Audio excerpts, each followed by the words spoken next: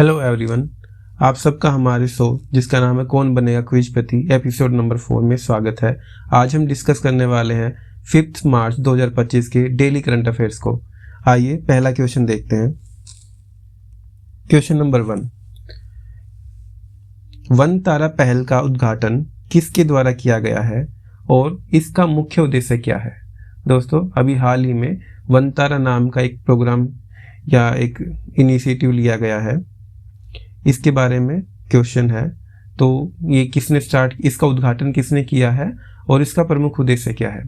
Option A, केंद्रीय पर्यावरण मंत्री द्वारा और इसका उद्देश्य है चिड़ियाघर का विस्तार करना। ऑप्शन बी, भारत के राष्ट्रपति द्वारा जिसका उद्देश्य शहरी क्षेत्रों में वन्यजीव पार्क बनाना है। ऑप्शन सी, भारत के प्रधानमंत्री द्वारा जिसका उद्देश्य संकटग्रस्त और घायल वन्यजीवों का संरक्षण, बचाव और पुनर्वास करना है। ऑप्शन डी, संयुक्त राष्ट्र पर्यावरण कार्यक्रम यूएनईपी द्वारा इसका उद्देश्य अंतर्राष्ट्रीय वन्यजीव व्यापार को नियंत्रित करना है। तो दोस्तों, राइट आंसर क्या होगा? राइट आंसर होगा ऑप्शन सी। वन तारा के बारे में थोड़ा और विस्तार से जानते हैं। प्रधानमंत्री नरेंद्र मोदी ने आज जामनगर, गुजरात में वन तारा नामक एक अनूठी वन्यजीव संरक्षण, बचाव और पुनर्वास पहल का उद्घाटन किया। इस पहल का उद्देश्य संकटग्रस्त और घायल वन्यजीवों को सुरक्षित आवास, चिकित्सा, सहायता और पुनर्वास प्रदान करना है। प्रधानमंत्री ने अनंत अंबानी और उनकी टीम की सराहना की है, जिन्होंने इस परियोजना को पर्यावरणीय स्थिरता और वन्यजीव कल्याण को बढ़ावा देने के लिए विकसित किया है। तो दोस्तों, इस टॉपिक से आपके बहुत सारे क्वेश्चन बन सकते हैं कि किसने इसका उद्घाटन किया और ये कहाँ पर स्थित है और किसने विकसित किया है। ओके, नेक्स्ट क्वेश्चन देखते हैं दोस्तों। क्वेश्चन नंबर 2, प्रधानमंत्री श्रम योगी मानधन, जिसको हम PMSYM योजना से भी जानते हैं। तो प्रधानमंत्री श्रम योगी मानधन योजना के तहत पात्र श्रमिकों को कितनी मासिक पेंशन दी जाएगी? ऑप्शन ए है 1,000 रुपये, ऑप्शन बी है 2,000 रुपये, ऑप्शन सी है 3,000 रुपये, ऑप्शन डी है 5,000 रुपये। तो दोस्तों, ये 2019 से चालू हो चुकी है ये वाली स्कीम, लेकिन हमेशा ये करंट न्यूज में रहती है, तो ये स्टैटिक का ही पार्ट बन जाती है इस तरीके से। तो राइट आंसर होगा इसका 3,000 रुपये। और आप ये जो अनऑर्गेनाइज्ड वर्कर होते हैं उनके लिए चालू की गई है। इसके बारे में थोड़ा और अच्छे से जानते हैं। प्रधानमंत्री श्रम योगी मानधन यानी PMSYM एक स्वैच्छिक अंशदायी पेंशन योजना है, जिसे भारत सरकार ने असंगठित क्षेत्र मतलब अनऑर्गेनाइज्ड वर्कर्स के सामाजिक सुरक्षा प्रदान करने के लिए शुरू किया गया है। इस योजना के तहत 15,000 तक मासिक आय और असंगठित श्रमिक यानी अनऑर्गेनाइज्ड वर्कर्स को जिनकी उम्र 60 वर्ष से ज़्यादा हो गई है, उनको 3,000 की न्यूनतम मासिक पेंशन दी जाएगी। नेक्स्ट क्वेश्चन देखते हैं दोस्तों। क्वेश्चन नंबर 3, ये भी हमारे 2 दिन पहले करंट अफेयर में आया था, लेकिन ये फिर से न्यूज में है। सशक्त पंचायत नेत्री अभियान का उद्देश्य क्या है? ऑप्शन ए, ग्राम पंचायतों में पुरुष नेताओं की संख्या बढ़ाना। ऑप्शन बी, पंचायत में चुनी हुई महिला प्रतिनिधियों का सशक्तिकरण और क्षमता निर्माण। ऑप्शन डी, शहरी प्रशासन को डिजिटल बनाना। ऑप्शन सी था। ऑप्शन डी, केवल पंचायत भवनों के निर्माण को बढ़ावा देना। तो राइट आंसर क्या होगा दोस्तों? अगर आपने पिछला वीडियो देखा होगा तो आप इसका आंसर इजीली बता सकते हो। तो राइट आंसर है ऑप्शन बी। नाम से भी आप डिटेक्ट कर सकते हो। देखो, यहाँ पर नेत्री वर्ड यूज किया गया है ना, तो नेत्री मेल के लिए तो हो नहीं सकता, तो ये वाला एक्सक्लूड कर दो आप, फीमेल के लिए ही होगा। तो फीमेल सिर्फ एक ही ऑप्शन में है, ऑप्शन बी में। पंचायतों में चुनी गई महिलाओं को सशक्तिकरण और समता निर्माण करना। तो आइए इसके बारे में थोड़ा एक बार दोबारा से देखते हैं कि ये किसकी पहल है, ये भी हमें पता होना चाहिए। ये पंचायती राज मिनिस्ट्री की पहल है। भारत सरकार ने सशक्त पंचायती नेत्री अभियान की शुरुआत की है, जिसका उद्देश्य है पंचायती राज संस्थानों में चुनी गई महिला प्रतिनिधियों की क्षमताओं और नेतृत्व कौशल को सशक्त बनाना है। यह अभियान महिलाओं को प्रशासनिक, वित्तीय, सामाजिक विकास से जुड़े हुए निर्णयों में प्रभावी भागीदारी सुनिश्चित करने के लिए प्रशिक्षित करेगा। यह पहल स्थानीय शासन को अधिक समावेशी और प्रभावशाली बनाने में मदद करेगी, जिससे ग्राम पंचायतों में महिला नेतृत्व को मजबूती मिलेगी। नेक्स्ट क्वेश्चन देखते हैं दोस्तों, क्वेश्चन नंबर 4। 97वें अकादमी पुरस्कार, जिसको हम ऑस्कर्स के नाम से भी जानते हैं, में सर्वश्रेष्ठ फिल्म का पुरस्कार किस फिल्म ने जीता है? आप सबको पता है अभी हाल ही में ऑस्कर्स जो अवार्ड थे वो कंडक्ट हुए हैं। ऑप्शन ए है Oppenheimer, option B Killers of the Flower Moon, option C Barbie, option D Anora. तो राइट आंसर होगा दोस्तों option D Anora. Anora film के बारे में थोड़ा और एक दो जानकारी आपको पता होनी चाहिए, जैसे कि सबसे पहले तो जो 97th अकादमी पुरस्कार का आयोजन 2 मार्च 2025 को किया गया है, जिसमें फिल्म अनोरा को सर्वश्रेष्ठ फिल्म का ऑस्कर अवार्ड मिला है। ये किसके द्वारा निर्देशित है? सीन बेकर के द्वारा निर्देशित है और ये एक हास्य नाटक है जो एक महत्वाकांक्षी सेक्स वर्कर और एक रूसी अरबपति के बिगड़ैल बेटे के बीच हुई अचानक शादी की कहानी पर आधारित है। नेक्स्ट क्वेश्चन है दोस्तों, question number 5।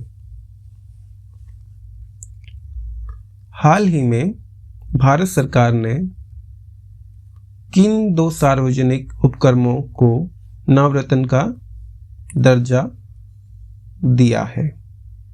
Option A ONGC और BHEL, ऑप्शन बी IRFC और IRCTC, ऑप्शन सी है NTPC और SAIL, ऑप्शन डी HAL और BPCL।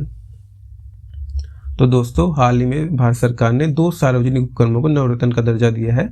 उनका आंसर होगा ऑप्शन बी IRFC और IRCTC।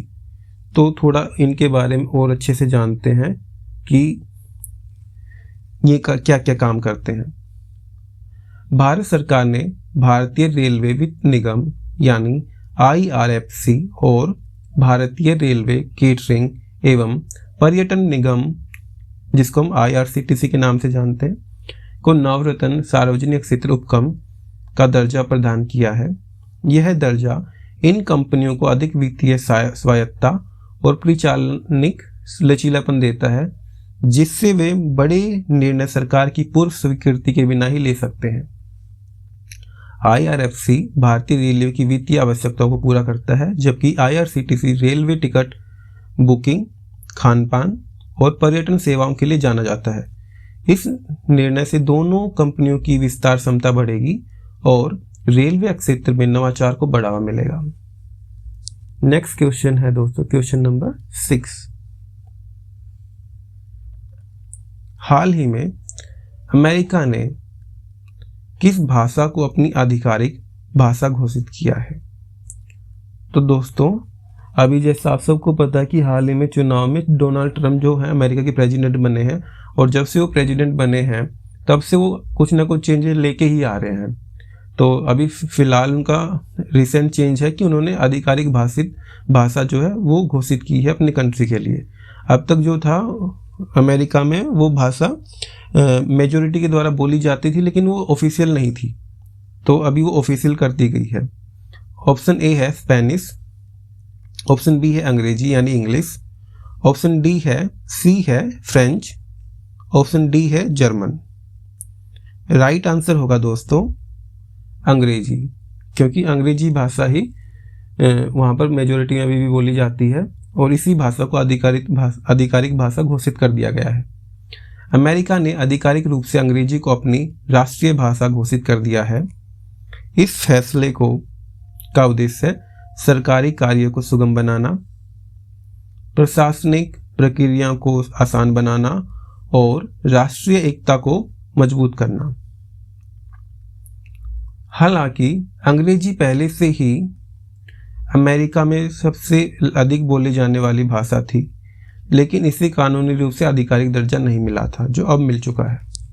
नेक्स्ट क्वेश्चन है दोस्तों, क्वेश्चन नंबर 7। हाल ही में भारत किस क्षेत्र में वैश्विक स्तर पर शीर्ष स्थान पर पहुंचा है? ऑप्शन ए निर्यात के मामले में, ऑप्शन बी स्टार्टअप इकोसिस्टम के मामले में, ऑप्शन सी प्रारंभिक सार्वजनिक पेशकश यानी इनिशियल पब्लिक ऑफरिंग जिसको हम आईपीओ भी बोलते हैं, ऑप्शन डी विदेशी निवेश के मामले में। तो दोस्तों देखो, विदेशी निवेश में भी हम शीर्ष स्थान पे नहीं हैं और हमारे एक्सपोर्ट भी इतने नहीं है कि हम शीर्ष फर्स्ट नंबर पे हों। स्टार्टअप में आई थिंक हम 3rd नंबर पे हैं, शायद यूनिकॉर्न के मामले में हम 3rd नंबर पे हैं।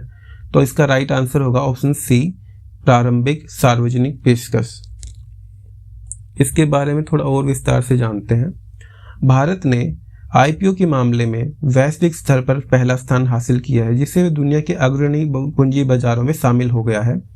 मजबूत आर्थिक विकास, निवेशकों का बढ़ता विश्वास और अनुकूल सरकारी नीतियों के कारण भारतीय शेयर बाजार में रिकॉर्ड संख्या में कंपनियां आईपीओ ला रही हैं। इस उपलब्धि से भारत की वैश्विक वित्तीय स्थिति मजबूत होगी और विदेशी निवेशकों को आकर्षित करने में मदद मिलेगी। विश्लेषकों का मानना है कि आने वाले वर्षों में भारत का आईपीओ बाजार और आर्थिक विस्तार करेगा, जिससे उद्यमिता और आर्थिक विकास को बढ़ावा मिलेगा। नेक्स्ट क्वेश्चन है दोस्तों, क्वेश्चन नंबर एक्चुअली अगला क्वेश्चन आपके लिए होमवर्क है, क्योंकि कल भी हमने 2 क्वेश्चन होमवर्क के लिए रखे थे, तो बहुत सारे बच्चों ने वो आंसर करे, लेकिन आज एक ही क्वेश्चन होमवर्क के लिए रखा गया है, जिसका आंसर आप कमेंट बॉक्स में रखना। और ये क्वेश्चन कई बार करंट में भी रहता है, बट ये स्टैटिक जीके का पार्ट है, जो कि इंडस वैली सिविलाइजेशन से रिलेटेड है और ये टॉपिक हमारे लिए बहुत इंपॉर्टेंट है हर एग्जाम के लिए। तो क्वेश्चन है, धोलावीरा हमें पता है गुजरात में है, जो सिंधु घाटी सभ्यता का एक महत्वपूर्ण स्थल है, उसकी सबसे अनूठी विशेषता क्या है? ऑप्शन ए सुनियोजित जल संचय प्रणाली, ऑप्शन बी विशालकाय ग्रेनरी, ऑप्शन सी लोहे के औजारों का उपयोग, ऑप्शन डी विशाल शिव मंदिर। तो ये हमारा आज का होमवर्क है। कल भी हमने 2 क्वेश्चन होमवर्क में रखा था। पहला क्वेश्चन था कि इडुक्की वाइल्ड लाइफ सेंचुरी कहाँ पर है, जिसका आंसर था केरला, और दूसरा क्वेश्चन था कि बॉर्डर रोड ऑर्गेनाइजेशन किस मिनिस्ट्री के अंदर आता है, जो कि आंसर था मिनिस्ट्री ऑफ डिफेंस की, और उसके मिनिस्टर कौन है? राजनाथ सिंह। तो दोस्तों इसी के साथ हमारा आज का शो कंप्लीट होता है। आपने यहाँ तक देखा वीडियो, आपका बहुत बहुत धन्यवाद। प्लीज़ लाइक करना, शेयर करना और सब्सक्राइब करना, इससे मुझे और मोटिवेशन मिलेगी। ठीक है, तो आज के लिए इतना ही, कल फिर मिलते हैं। Thank you so much.